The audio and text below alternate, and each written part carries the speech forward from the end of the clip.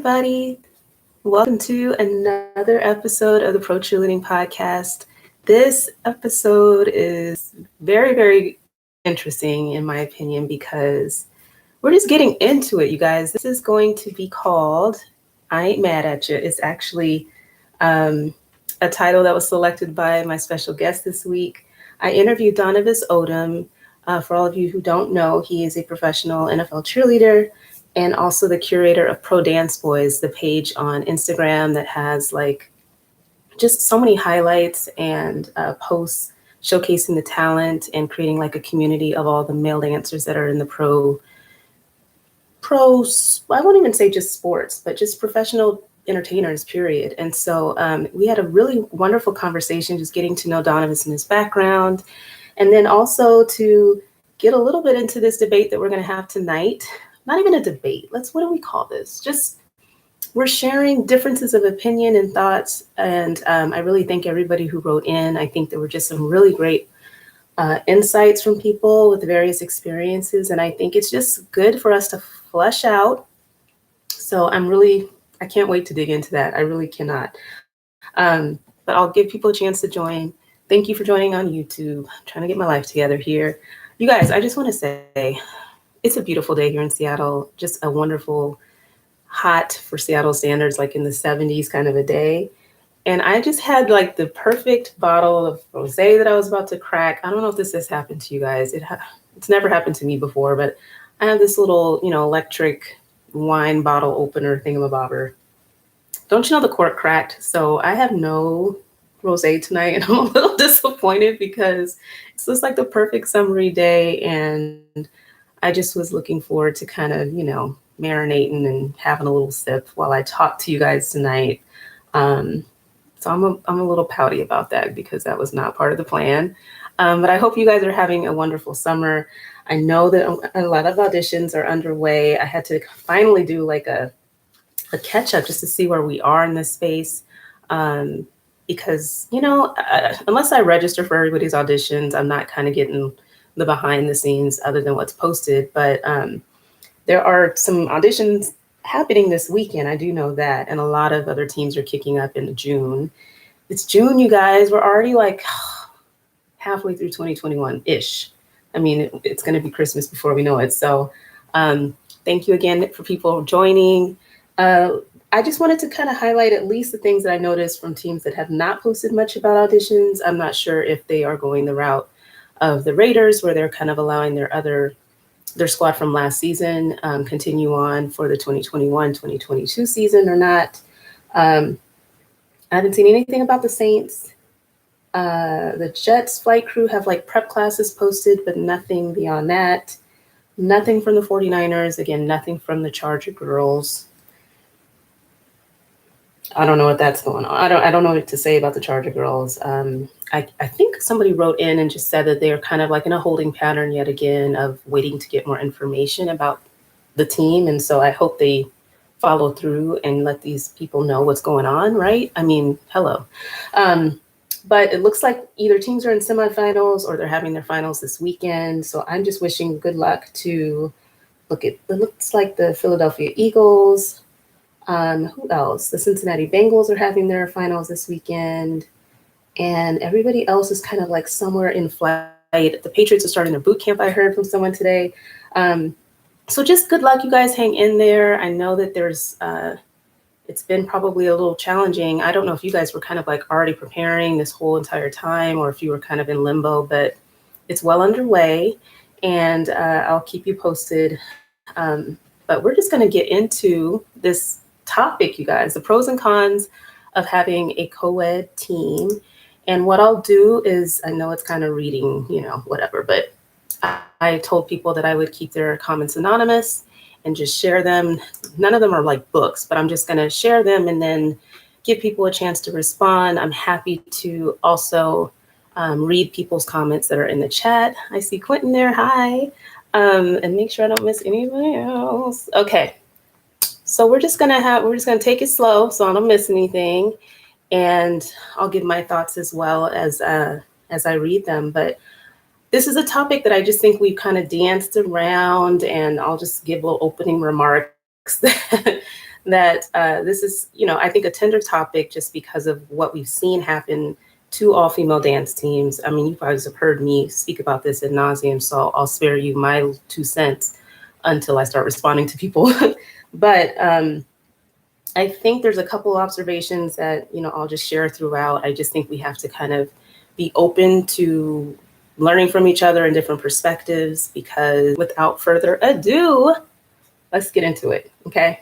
So, well, I guess I should just start with the dang on poll results. How about that? It looks like 68% of you said yes, you support co-ed dance teams. 32% said no. A lot of people were writing in, and again, with their thoughts behind why yes or no. So here I go. I'm going to just start sharing them, okay? Somebody said absolutely not. Women are not able to be on the teams as a co-ed team. Why make dance co-ed?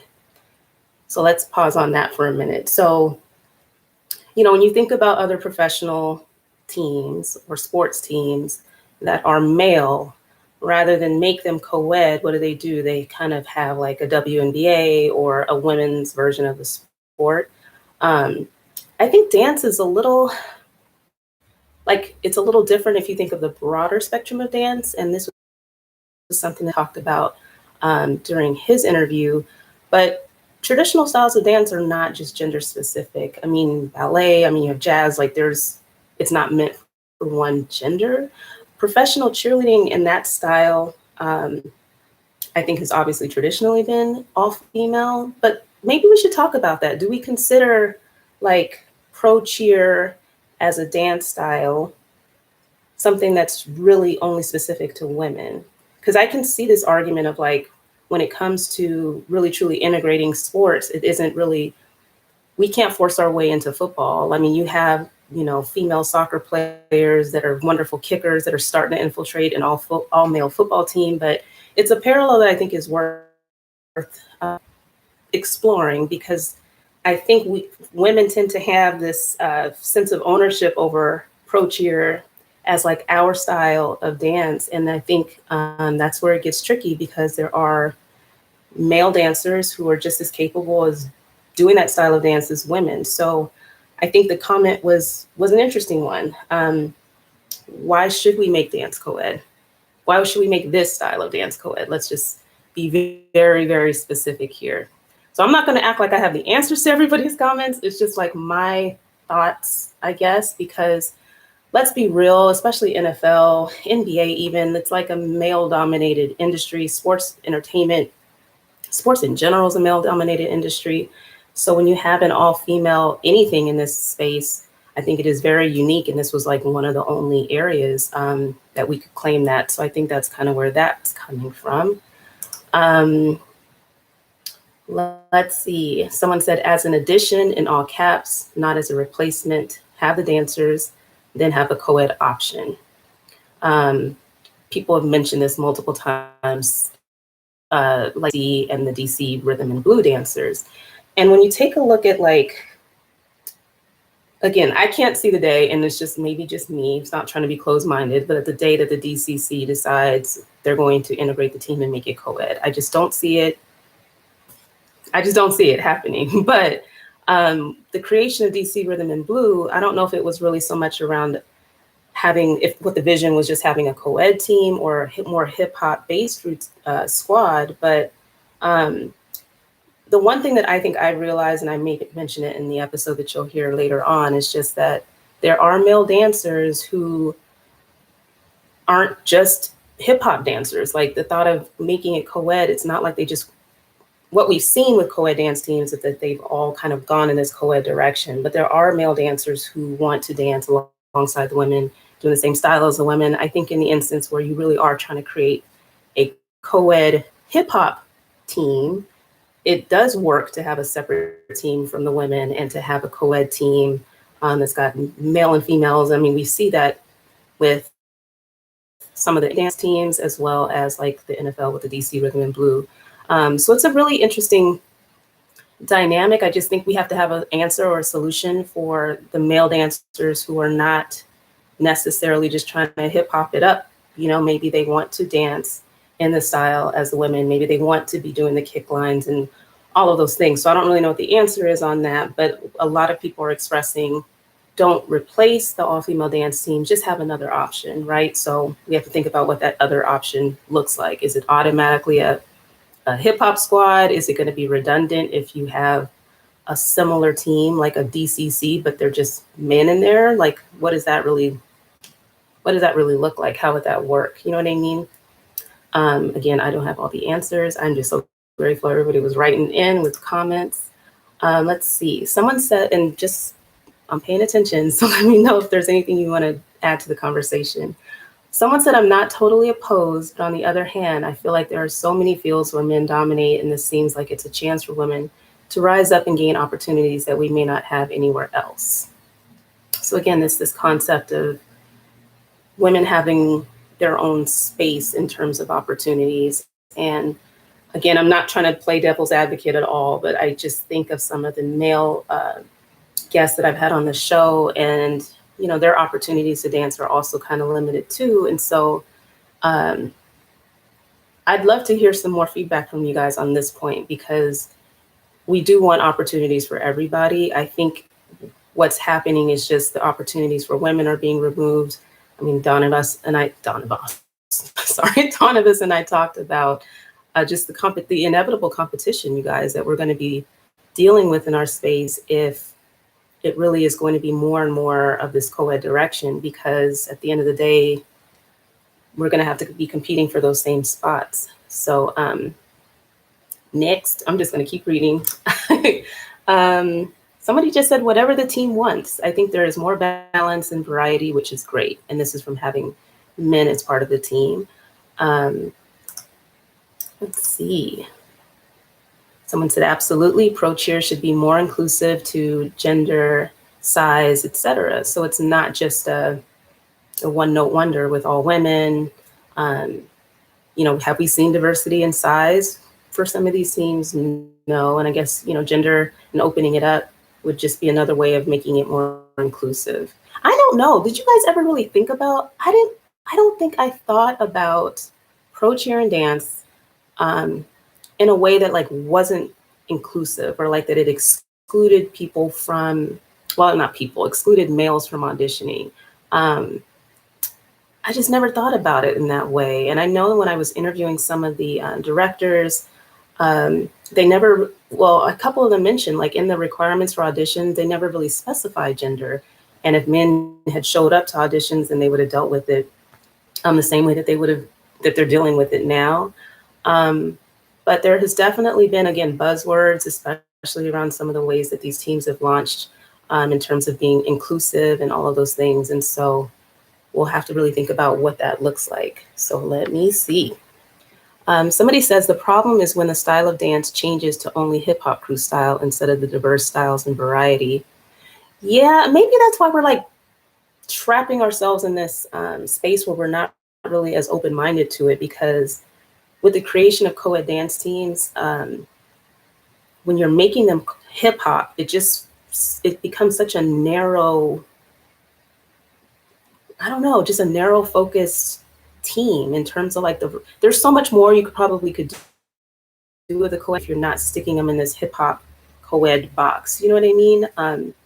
And that's where I think of certain NBA teams, like when I think of Derek from the Wizards and just the variety of routines that they would do with his co-ed team, instead of it just being hip hop, co-ed equals hip hop. Maybe we just need to move away from that. Someone said exactly, the men are trained as well, so why must we be limited to one style when we used to have variety and do multiple styles? Yes, I mean, I think that's kind of part of the issue. Don't hip hop us to death.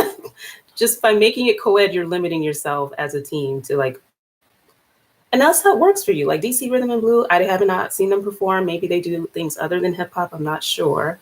But it just seems like everybody's on they're just, I don't know. We'll have to see. I'm going to answer a YouTube comment, or not answer, but read one. I don't have a problem adding men to the dance teams, but they would need to go through the same protocol as the females: weight, looks, making sure you're meeting monthly appearance requirements, all of the things of being part of a team, which I think is reasonable. I don't really know what's going on with the weigh-ins anymore. It seems like people threw that to the curb, kicked it to the curb, threw it to the curb. Uh, but expectations of the female dancers in terms of appearance, and I think that that should apply across the board. I don't really know how these teams are necessarily being managed, but there shouldn't be different requirements. And I know in speaking with a couple directors, in terms of like the sponsors and the things that they make available to gym members, they do expect the men to also, look presentable and do the same things. And I don't know if on these teams, the men are also in the same position to do appearances, all of those things, but it shouldn't be different, I wouldn't think. Okay, comments are popping off. Hold on one second, guys. So uh, someone says, I don't have a problem. Ooh, and I just scrolled away. I don't have a problem with co-ed dance teams, but I have a problem with it taking men being on the team for women to finally get paid a decent wage. Ooh, good point, because I just feel like, again, this is my lens from covering this space in the last few years, but there were so many issues, whether it was pay, just different practices from the teams, like that were not really all that great in the way that they managed the women. But it's like it shouldn't have taken men being added to the program to put a spotlight on, oh, we need to treat these people better, or these teams better, or these women better. I mean, I'm happy for the wage to obviously go up, regardless of the justification for these teams in their minds, but it shouldn't have taken that. And I think it shouldn't have taken adding men to get the respect level to where it needed to be. It shouldn't have taken adding men to get the pay where it needed to be, to get rid of certain practices that shouldn't have ever been a part of our space. I definitely agree with that comment. Let's see. So I love all the guys who have joined the NFL with co-ed teams, and teams like Rhythm and Blue is amazing. But does anyone else think they started making teams co-ed as an attempt to cover up? Yeah, and I think from my perspective, again, the way that I covered, and Quentin has a comment here, so I just called you out, Quentin. I'm sorry. I'll edit it out. But from what I remember, when Quentin and Napoleon showed up at auditions and Jesse not long after, they didn't show up to the auditions. And I don't want to speak for you, Quentin, but from what I remember and all of the press coverage, the men that showed up at auditions that season didn't show up thinking, like, they had nothing to do with all the controversy, right? Like it's not like they were planted there, or like the teams even had the foresight to say, we've got a scandal, let's add men. That, at least for the NFL, I'm speaking for the NFL. That was just a completely different thing, the way that it came about that year. I will say the NBA teams that I covered before, and this was a little bit after the NFL season with the men for the first time, blah, blah, blah, that the NBA teams decided to go in that direction of getting rid of their teams where they did have scandal. And so the cover-up issue, I think, is very real. It may not have been what's kicked off the NFL trend, I would say, of having male cheerleaders, at least not the way that I understand it initiated. But I think the sheer popularity of it, I mean, the very, very positive feedback around the story of Quentin, Napoleon, and Jesse joining those teams in the NFL, I want to say that when the teams in the NBA had scandal attached to their name and felt like they needed to wipe the slate clean, I think, this is my theory, and again, this is just my 2 cents, but I feel like the teams thought, oh, this is a way to get a good news story associated with it. And I think in the NBA, that's what at least I saw as more of like a smoke and mirror kind of thing, where it's like, oh, we'll just go co-ed and everybody will think it's great, and we can just distance ourselves from the scandal or the lawsuits or whatever got them in trouble in the first place. And so that's what I think. You guys can give me your 2 cents too. Someone says agreed, and unfortunately it's not about us. It's about the players and their environment. We were told that we had to choose more hip hop music when it comes to performances because that's what the players wanted to hear. Ooh. Okay, that sounds familiar from from my days with the Seahawks.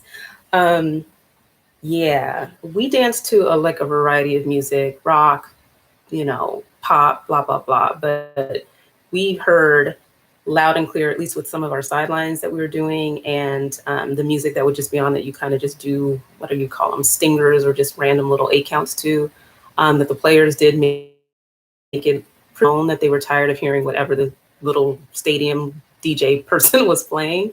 And so a lot of the music, other than our like assigned sidelines, ended up being hip hop. So that does ring a bell that the players wanted to hear more hip hop in the stadiums during games. And so that obviously affects the performances that we would do as well. So yeah, good point. I think that's very valid. I'm going to make sure there's no other comments. And it's bogus that the dancers were punished, teams cut, et cetera, for mistakes that management made. Again, this is, very, very, it's related. We can't deny the tie there. Sorry. And there's plenty of evidence, I think, in that direction. It's not a conspiracy theory. When you look at the teams and when these articles came out highlighting treating their female dancers, the steps that they took to rectify that, well, I don't think they did take many steps to rectify that. The response was essentially punishing the women, and we've seen that time and time again. So I don't think it's really open for debate. Someone said we danced more to what the fans wanted, always a mix. Okay. Yeah, I mean, you have to listen to the fans. Obviously, the players have, I guess, their 2 cents of what hypes them up during the games. But yeah, I think we do need to dance in a way or styles or whatever that reflects what the fans want to hear. But I still think, if you're going to create a co-ed team, limiting it to hip hop is really going to be kind of old, I think. Don't even get me started on hip hop music today. I mean, is it really that great where you only need to hear that? I don't know.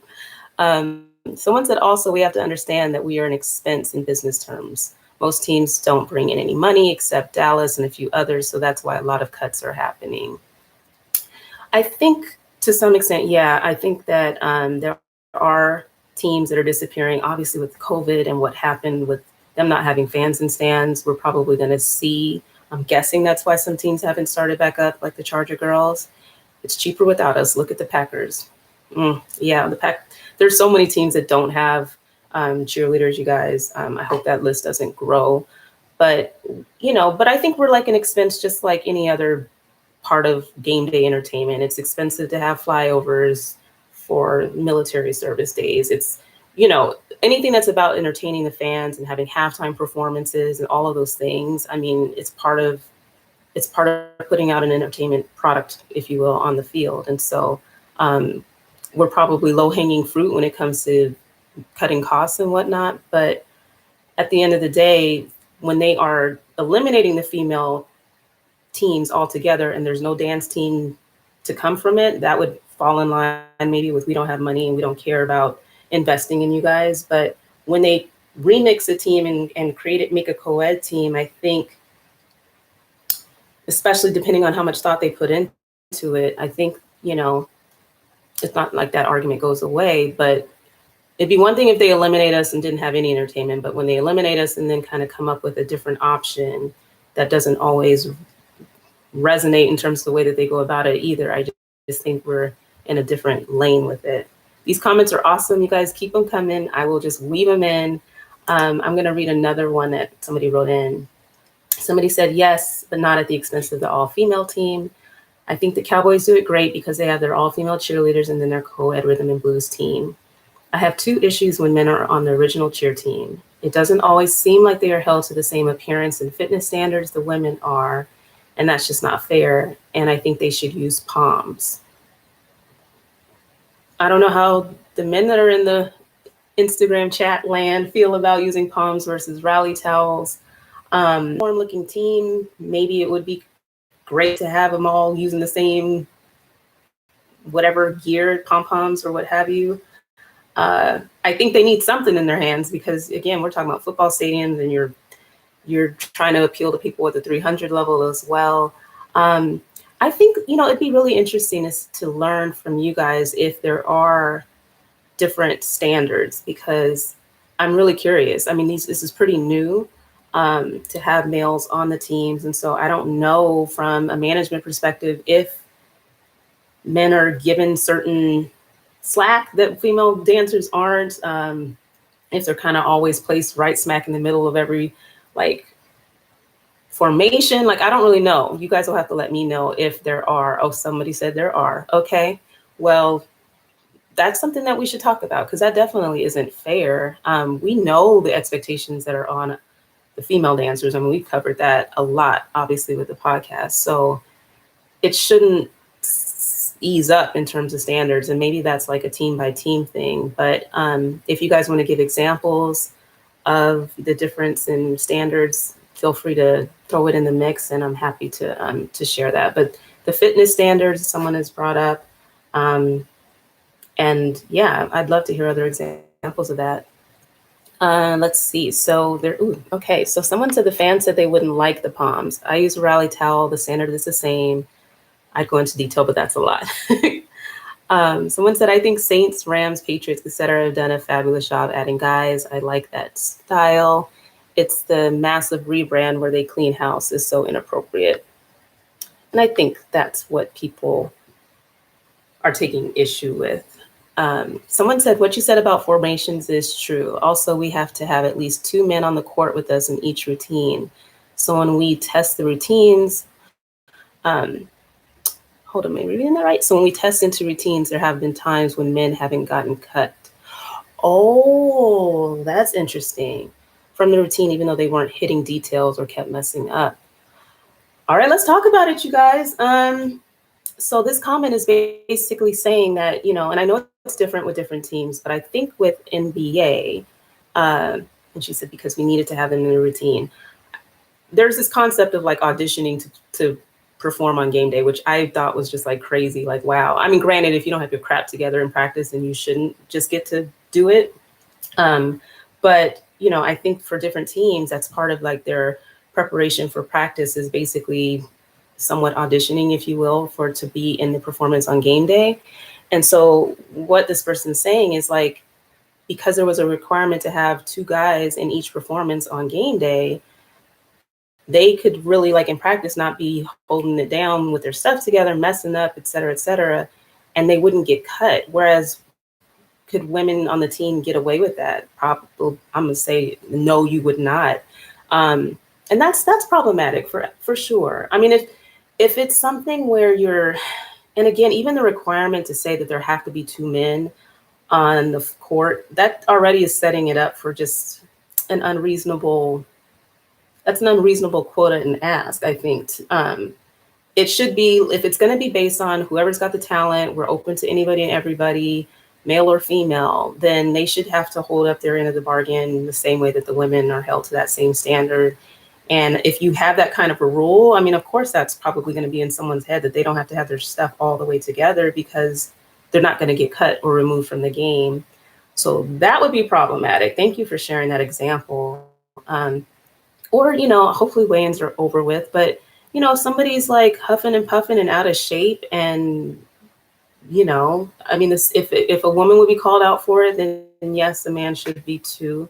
Because it's really just about being in shape. We all know that we have to move and groove a lot for hours and hours on end. So the same fitness standards should apply, not necessarily by scale, but just, your stamina and your physical well-being and fitness level, right? That is such a great example. Thank you for sharing that. That's problematic. I don't know if I like that. Someone said that's a handicap. If you show out, you're on the floor. If you don't, you shouldn't perform. The formation excuse is so cliche. That's how you create narcissistic divas. Ain't that the truth? Yeah. I mean, yeah.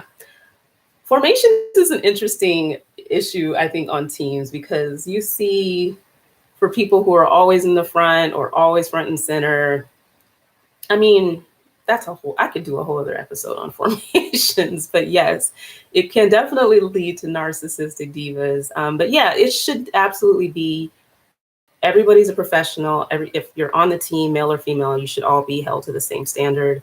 And if you're not bringing it, then you don't deserve to be on well, I don't want to like cut them from the team, but you darn sure shouldn't be performing at a game. No, that's not cool. Please do an episode on formations. Maybe I should. I mean, because I have thoughts on formations.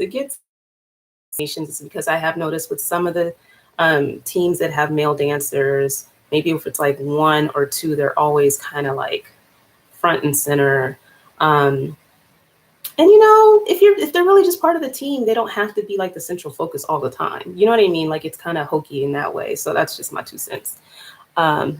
Somebody said that deserves an episode. Do we really need to do a formation episode? We got a song. So, all right, I'm gonna keep that in mind. I'll save my 2 cents. We'll get off formations. I'm gonna keep reading some of these comments, and you guys pipe in with anything that you want to add.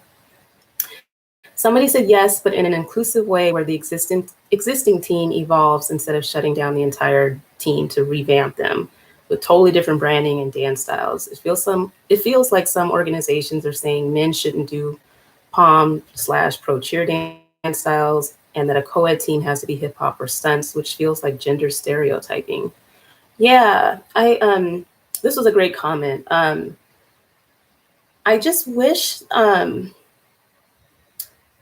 like I said, when we think about what this other option really looks like, I think we'll go a lot further with making a team co-ed if we don't have just like one specific style. But that means that you're going to have to build this team in a way where it's not just a hip hop dancer. You got to be proficient in all the other styles that you might end up having to do, and looking professional at the same time, right? Like, not just forcing people into different holes that they don't fit. You know what I mean? Like, I'm just going to say, like, it was awkward watching, I'm not going to be talking about the Seahawks dancers, but, like, if people are just not hard hitting hip hop kind of dancers, and, you force people down this path, like, it's just really not, it doesn't look good, number one. And like, you're really going to have to cross-pollinate, I would say, across different styles, right? Let's see. Somebody says proper planning prevents piss poor product performance. Okay, this is why I wish I had my rosé, because I would just sip on that comment right there. Thank you. But we already had to do that before anyway. I must have missed something. Okay, y'all keep me honest. But I think to this comment's point, who's defining what the men are doing when you add men to these teams? I guess that's probably thought number one. Do you want them dancing like the women? Are they going to have the same talent, skill level as the women? Are you adding them because you want to do hip hop? Are you adding them because you want them to do stunts only? Like, just think about the gender stereotypes and really, again, what the vision of what you're trying to do really is all about. You know what I'm saying? Have a vision, have some thought behind it is my biggest point. But thank you for that comment. Somebody said, yes, they support it, only if the men have to meet the original standards to make it, not changing teams to all hip hop. So there sounds like there's a theme here, which I'm really happy to see, because I know people have like been really conflicted about this, but now that I'm reading everybody's comments together, I'm hearing some themes in terms of like pinpointing like what the real friction is about. Somebody said, they definitely support it. She performed on one from 97 to 2003, beginning in the inaugural season of the WNBA.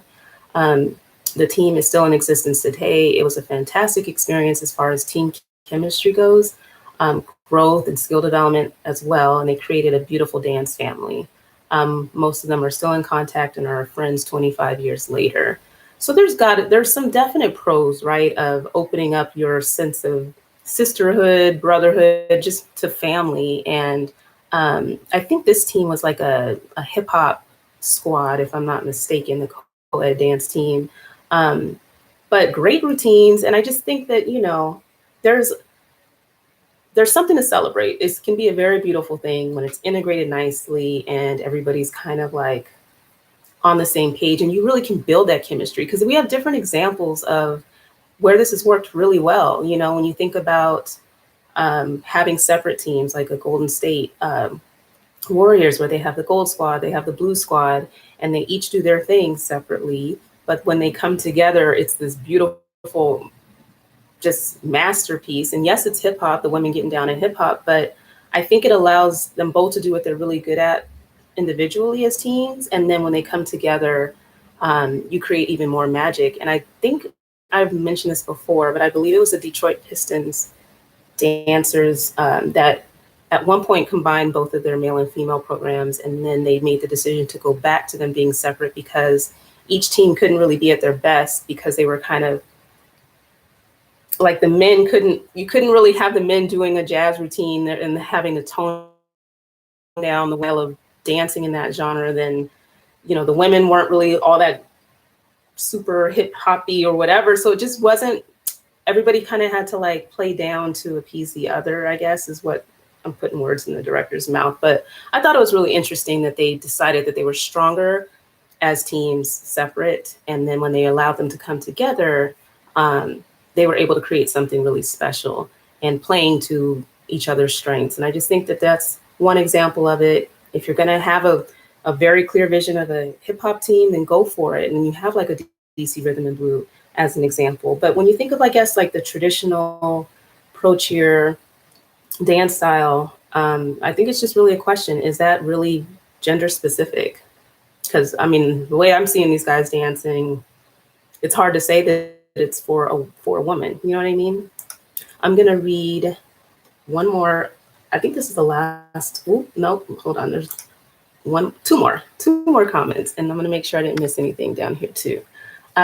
Someone said, I think it's totally fine to include men, but not a fan when that means getting rid of the all-women dance teams.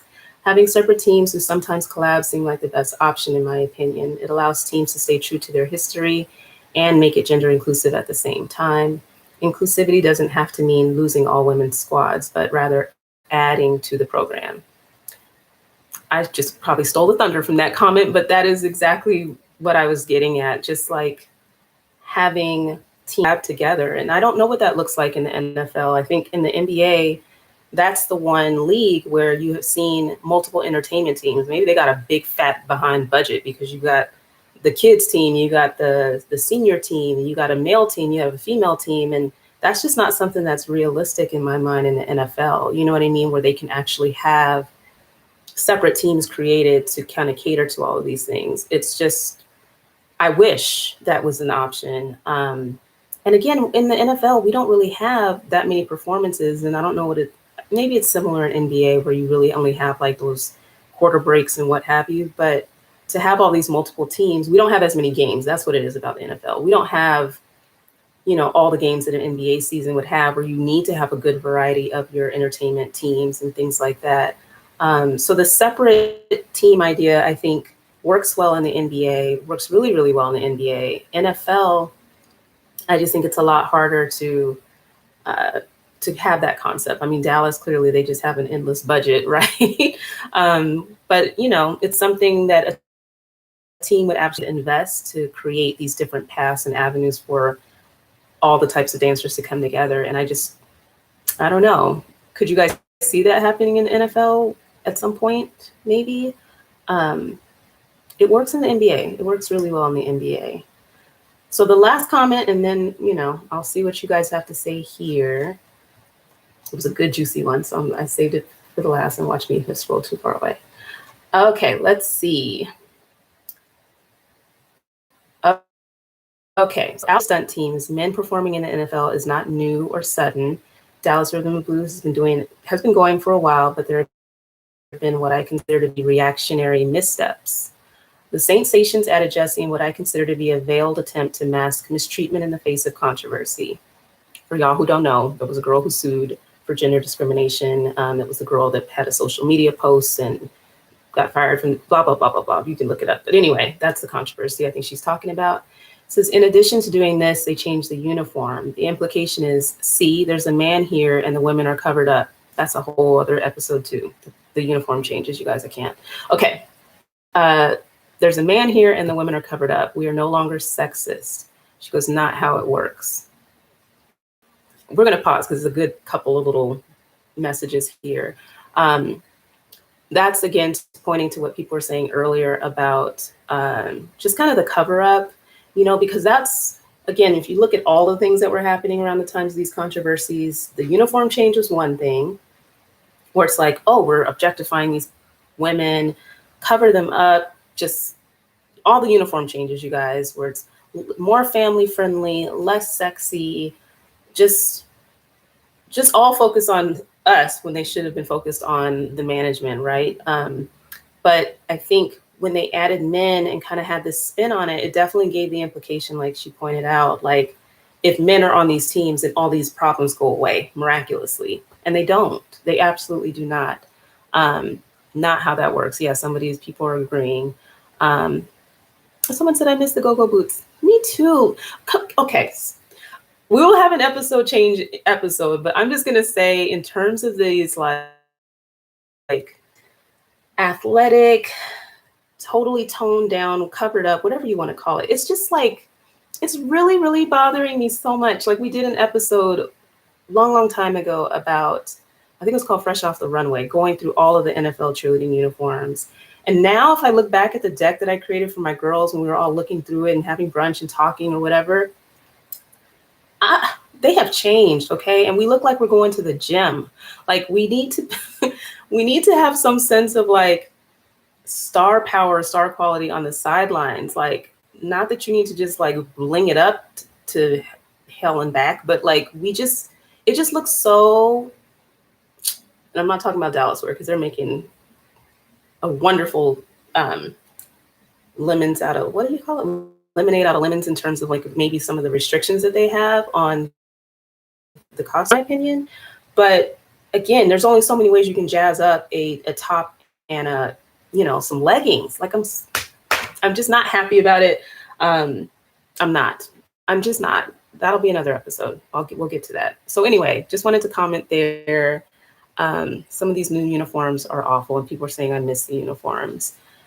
Hilarious uniforms. We used to be so glam, and now we just look like any old fan in the arena. That's what I'm talking about. Like, it's like we have blinged out yoga pants that pass for uniforms. Yeah, it's just like, it's just not, we just look so basic. Like, I don't know. It's just not enough of a, like having on a uniform that gives you a presence.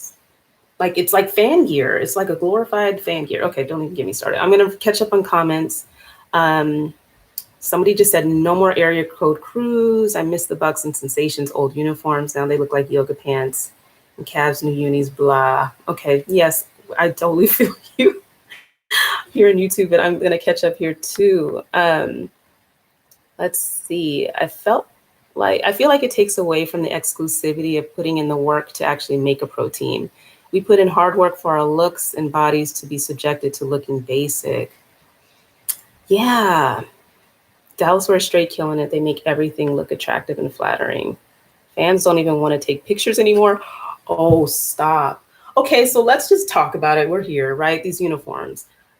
Fans, okay, if you can go to an appearance and they can't really spot you or you don't look like a standout, there's nothing really, that says a lot if the fans aren't even really checking for you anymore. I'm sorry, because like part of like why they would want to take pictures with you is just like it's like, you know, not a Disneyland figure or whatever, but there's this sense of like, this is somebody special and important. And it's not that you have to be in yoga pants and a sports bra to be respected as an athlete. Like this whole notion of like, and again, I think this has a lot to do with the co-ed angle as well. It's like, we're not going to look sexy anymore. We're going to be treated as athletes, like athletes. And okay, I mean, there is just nothing wrong with the athleticism of women combined with the celebration of our bodies and our I mean, sex, there was just a whole picture, and it was not just one lane. I mean, we had different things that we wore for different events, and just to kind of like smatter us all in the same schmuck of a uniform, and it just feeds into this concept of like policing our bodies. And I get that when you have males, you do need to kind of figure out what you're going to do with the uniforms that will have some cohesive look, right? Like that's fair. But that doesn't mean that we have to change what I don't know. You guys let me know what you think. But the addition of men to me does not mean automatically cover up the women. I just don't agree with that, period. Fans don't want to take pictures anymore. That just like is sad. Somebody said, young elite cheerleaders show more skin now than revamped NFL teams. Talk about it. Think about it, you guys. Like, whether it's college, these little cheerlebrities, I mean, we're just ass backwards right now. Let me just call it like it is. I mean, it's all over the place. And again, like, we're the professional level. Like, we should be setting the tone of what grown ass people are wearing and doing, like grown bodies, mature bodies, male or female. And I just don't know what direction we're going in. It does not add up. And when you layer in I'm going to get back to this comment, but when you layer in the controversy and again, the knee jerk reactions of these organizations, it speaks a lot to sexism. So we can't uncouple, where gender plays a role in all of this, and adding men to the programs in light of all of this kind of stuff. I know it doesn't have anything to do with the male dancers themselves, but if you're really analyzing it, from a holistic perspective, then you're kind of seeing like the problematic trends of what we're saying by doing the things that we're doing. You can tone down sexy, you can I get some of that feedback, but where are we really going with the uniform changes in light of some of the scandals that they're trying to cover up? It's just, okay, doesn't work like that. That was the main point of this one comment. It continues on saying, injecting men into pre-existing female teams usually follows the formula of the men are able to keep up in dance ability with the style that the team has, and that's cool. It's great that men can be involved when they have the skill set. And I think that rings true to what everybody's, they're held to the same standard. If they have to know how to do a double, triple, whatever, if they have to, then make that a requirement across the board. Like, whatever you have to do to be able to make the team, everybody should probably have that same skill. And especially if you're trying to change the style of the team, if you want them to be well-rounded, where they can do salsa, where they can do a whole bunch of different styles, everybody should be held to that standard. And okay, so here we go. Let me just keep reading. She says, it's great when a team is upfront about the talent that they seek. I think that Ray hit the nail on the head when he mentioned that it wasn't cool for the Washington team not to admit that the male talent that they wanted was hip hop only. Golden State Warriors has that. The Wizards have that. And again, this just feeds into like, what is your vision when you want to go co-ed? Do you want them to be on par with the women, same style, not really changing the program very much at all? It's just, we have men now and they're right alongside the women doing the same exact stuff. I think generally speaking, is kind of like they can wrap their minds around that and they're open to that. But again, when you don't have that clear direction of what you're looking for, or the men that you select for the team are kind of really only used in one capacity, or it's not clear what capacity they will be used in, then you're going to get some friction and it's not really going to go as smoothly. If you know you are attracting, it's open to men, women, making it really clear to the men who are auditioning what you expect them to be able to do. And for the women as well, like, yeah, you're going to be doing some, whatever, fill in the blank. Hip hop is going to be a focus now. And sorry, you used to be this all-female dance team that did X. Now you're going to be doing Y. I mean, I think communication can go a long way, and at least people can. And that's what this comment goes on to say. And they outright say that's what they want, which of course lets applicants self-select for opportunities and prevents them from being blindsided. So basically just have your expectations clear, make those elements of what you're expecting to see for auditions very, very clear from the outset. And again, just also have somebody speak to like the vision, or, of how you're incorporating men. If it's something that's new, have it be thought out. I just think I've talked to too many directors who put time and energy into really thinking about how they want to integrate men into their programs, what was the best approach, what sat with their fans, what management wanted. And so there's some examples of doing it right. And I think if you put some thought into it, you can probably have a really successful blended team. Some co-ed teams have been born from firing the former team of women. That I have an issue with. It's not just throwing out the women either, it's throwing out the style of dance. Why not just have an alternate team that does a different style? If you're willing to allocate entertainment budget to dancers, why is it preferable to do away with women, especially when they are versatile enough to adjust to newer styles? It's not like they're replacing them with hula dancers. I thought this comment, like I said, was just super on point, like, make it make sense, and it's not like, I can't see what's happened in our space happening to any all male dominated anything. Like, I just don't see it happening. And so um, I think it's just worthy of us critiquing the heck and back and just really trying to understand it, break it down, because this did used to be a space that was for women. I think the way that these changes have come about has been harder to stomach. But at the end of the day, you know, and you'll hear this in the episode with Donna, this is the reality of where we are, period. And I think we're going to probably continue to move in this direction. And so, I mean, we could talk about it till we're blue in the face, but at the end of the day, if you want to be a part of these teams, really just figuring out how to prepare yourself to stand out, not just amongst your female, uh, not participants, but you know, the finalists that might be in auditions with you, but you're really having to stand out on a whole different level. It's probably changing the way that you prepare in terms of the dance styles that you're training yourselves in. Like, there's just a lot of implications with how this trend is affecting our space. And I think it's just something that you got to be mindful of, because I don't really know that we're going to be able to unwind or change things. I don't know what you guys think about that. I think my prediction, and I think I've said it on other episodes, is just like, I don't know, 10, 15 years down the road, they're going to be like, whatever happened to those silver dancers from San Antonio or here in Seattle? Whatever happened to those seagulls? They had those pretty bright, colorful, you know, whatever. I just think someone's going to get nostalgic and be like, whatever happened to that?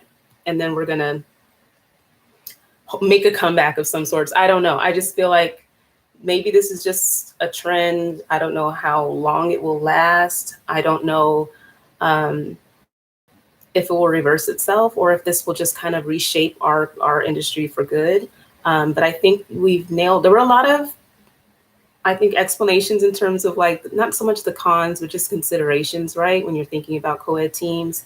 But obviously, you know, and this episode too is just like, it's called I Ain't Mad at You. Like, I'm not mad at these male dancers who are coming in and just, I'm sorry, they're just out dancing some people. And I don't know what to say. I don't know what to say. Not in all cases. Obviously, you guys have shared some examples where maybe men aren't holding up their end of the dang on bargain here. But, you know, if they have respect for our dance form and dance style, and they are training their behinds off, and they are hitting these high kicks up to here and doing all of the things, they absolutely deserve an opportunity to perform at this level. I agree. And it's, you know, and I don't like the idea of like boxing male dancers into a hip hop corner. Like, I have hip hop Harry in my head, you guys. Sorry.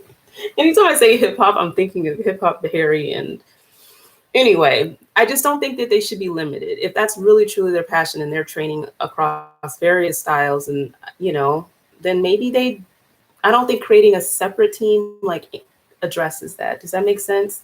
So that's just some comments. Okay. Everything is cyclical, somebody said. So maybe we go back to the glitz and glam that used to be pro cheer. Maybe we will. I hope we move away from the, you know, covered up athletic look. I mean, I love athleisure wear, but, you know, do I want to see it on somebody that I'm expecting to kind of like wow and dazzle and just be noticeable in a big old stadium? Like, no, it doesn't do it for me. Somebody said, come understood from these perspectives. So it's good to see all of these viewpoints. Thank you for that. I think, you know, that's a good point. We'll get on that in a second. I'm still stuck on, why are pro cheerleaders required to work out and look good if you're going to put me in yoga pants and a t-shirt? Because it's funny. It's just like, it's mind boggling. Like, the standards, again, who are these decision makers, you guys? Like, that's what I'm struggling with too. Is like, who is declaring, you know, well, I know the certain situations, like it comes from the top down. I've heard rumors of how some of these changes came about in Seattle. But when you think about the conversation at the table, like, there are clearly all of these thoughts and perspectives are not part of the conversation. Unfortunately, I wish they, but yeah, like, it doesn't quite add up. I mean, we know we have to have because we need the stamina to get through games and practicing full out and all of those things. But again, it's nothing wrong with being proud of your body and what you've worked so hard for. So put it this way, for all the sacrifice, if I'm not, you know, pigging out and eating whatever I want all the time and doing all these things to just really maintain the right physique, I would really feel some kind of way about not being able to showcase what somebody who's living at their, what my best self looks like. I wouldn't appreciate it if I were, that would not sit well with me. I'm sorry. Let's see. I want to get back to the comments somebody made about, oh yeah, just like, because pro cheer has just evolved so much. So like when you think about co-ed teams from the get-go, like this person mentioned, I think like it's probably speaking to the Ravens, like male cheerleaders have been a part of like more like the, whatever you want to call it, traditional collegiate cheerleading style that obviously made it to the pro level. So having men as part of the team, I think to his point, it's like they've always been there. And so a lot of these considerations, and I don't know if from the start, if there were always like, equal requirements in terms of the expectations of the males and the women, or maybe it was just the fact that they already had like a pretty well-defined role as part of that team, where because they were stunters, it was just an understanding, and it wasn't like, well, I don't know. I haven't been to a Ravens game. I don't know if the men are doing the routines full out with the women too. I don't know to what extent. I mean, when I cheered at Georgetown, we used to make the guys dance, and they wanted to kill us. We could barely get them to like lift the megaphone all at the same time, because the guys did not want to do it flat out. But maybe at the professional level, there are expectations like that. I think you just have like maybe more of a well-established tradition of having male cheerleaders and the role that they play, the expectations on game day, throughout the season, et cetera. And I think with some of these newer programs, I mean, hell, if they did their research, there's plenty of examples out there. And maybe if they talked to one another, or again, gave it more thought as to how they were going to go about it, then they would have a better vision as to what they were going for. And again, looking at examples in the NBA as well, it's not just NFL. Well, you guys, I think that covers most of the comments that I have. I think this is just a healthy conversation. I really appreciate everybody writing in about it, because I know we all feel some kind of way. But and I don't want it to be isolating or us versus them or anything like that. I just think we all can learn from hearing different perspectives around it. This episode that you're going to listen to is just a very, very interesting conversation, because we are here right now with this environment the way that it is, and you have to adapt. And if it means that you are competing with other dancers, male dancers, for some teams, and just being prepared for it. And because I don't know, we don't really have like a cheerleading commission that can like say no more of this, we're not doing that. I think the train has left the station, and so we're really going to have to continue to talk about it, but just understand that this is not something that's probably going to change overnight. And there may be more teams jumping on this bandwagon but I like when it's just organically, not anything forced, nothing coming out of a scandal, where you have the talent that shows up on auditions day and you're just blown away by them and you're just bringing them into the fold. I think most of the comments that I've seen, and just in different conversations with people, I think people don't have a problem with that. But they should be the similar standards, and you should know what the heck you're doing, have a vision for how you're going to go about it. And yeah, we'll just keep an eye on it. I hope you guys enjoyed this episode. It was a really, really great conversation. If you want to add to it, you're just joining. I see people just joining now, and I wish we could have it all over again. But this will be up so that you guys can take a look at it. Write me. I can still share stuff next week. But I think this is a good conversation. I'd love to hear reactions to the episode as well. So I love hearing from you guys. Chit Chat is so much more juicy and fun when it's not just me just going off. But this is a great topic. Look for more. I am getting together, just for FYI. I know people are still making these teams, but I'm just going to get the surveys up and out so that people have plenty of time to respond. I'm going to revamp the diversity survey, and I'm going to also launch this survey, you guys, where we can kind of try to get a sense for how we're paid. This would obviously be anonymous. Only thing that you identify as your team, whether you're NBA or NFL.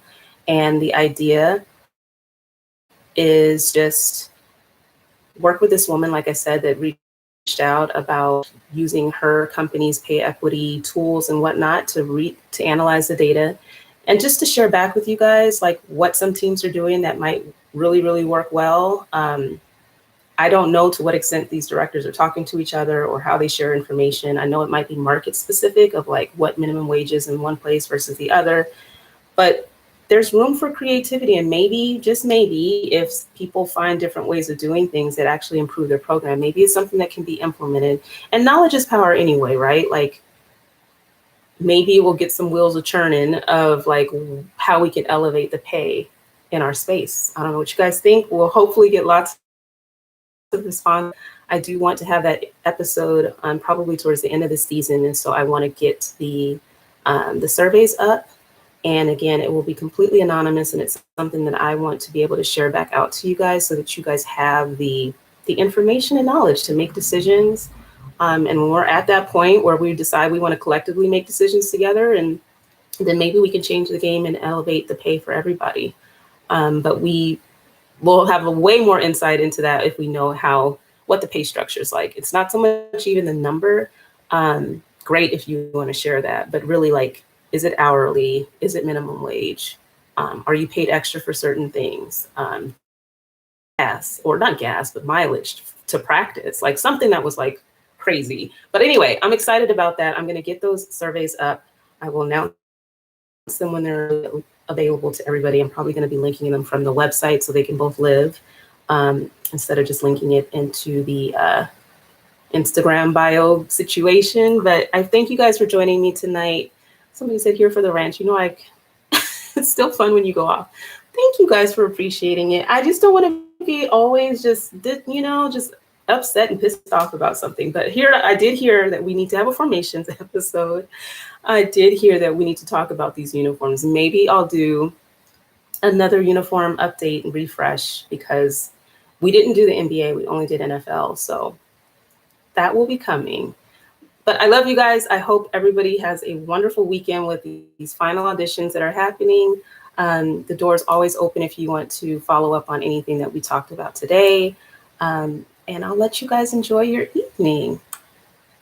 Enjoy the rest of this episode. Donovan is hilarious, and we have such a great conversation. So I will let you guys tune into that tomorrow. And you guys have a good night. If I could turn it off.